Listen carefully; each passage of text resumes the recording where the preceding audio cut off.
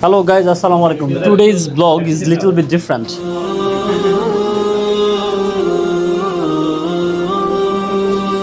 और ये जो पार्टी चल रहा है, ये पार्टी हर साल में एक दफा ही होता है भास्कर रूम में। आज के बाद पे ये पार्टी चल रहा है माशाल्लाह। उर्दू क्यों मैं बात कर रहा है, क्योंकि यहाँ पे उर्दू लोग ज़्यादा है, पाकिस्तानी लोग ज़्यादा है, इसीलिए ये जो यहाँ पे एक आकिब भाई एक है पाकिस्तानी। कैसा चल रहा है, कैसा लग रहा है? Everything is amazing. ऐसा आप लोगों को सऊदी और दुबई में देखने को मिलेगा। ये देखो माशाल्लाह, ये हमारे सऊदी भाई है बदर साहब, ओके सऊदी भाई, ये हमारे इजिप्शियन भाई इजिप्शियन, सनत साहब, ओके ये हमारे इंडियन भाई माशुक भाई, ये हमारे बांग्लादेशी भाई अबू बकर भाई, सुहान भाई, और ये हमारे पाकिस्तान भाई।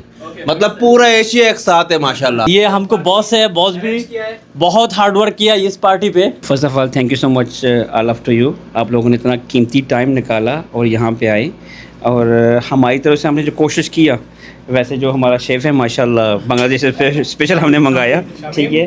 और आई होप आप लोगों को खाना अच्छा लगेगा। अगेन इंशाल्लाह थैंक यू। पार्टी में आप देखो एक बंदा बिल्कुल खामोशी से खाने में लगा है, बिल्कुल खामोशी से खाने में लगा है वो बंदा, कहीं ध्यान नहीं है उसका। आइडिया भी सही है, क्योंकि वो ये सोच रहा है कि वो ज़्यादा बात करेगा तो ज़्यादा नहीं खा सकते।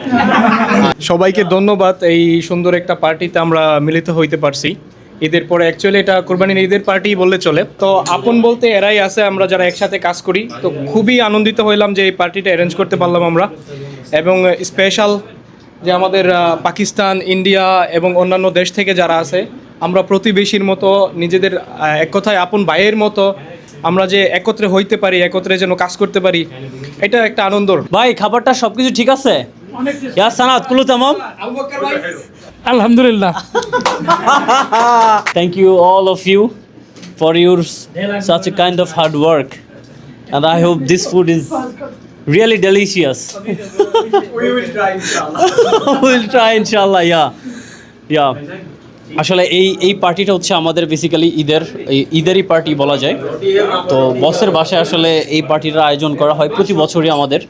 তো যাই হোক, প্রবাসে এরকম আনন্দগুলো আসলে আমাদেরকে, যে আমরা যে স্বজন ছাড়া যে প্রবাসে থাকি তার যে একটা অনুভূতি, এই অনুভূতিটাকে একটু হলেও সান্ত্বনাদায়ক হিসাবে আমাদেরকে রাখে।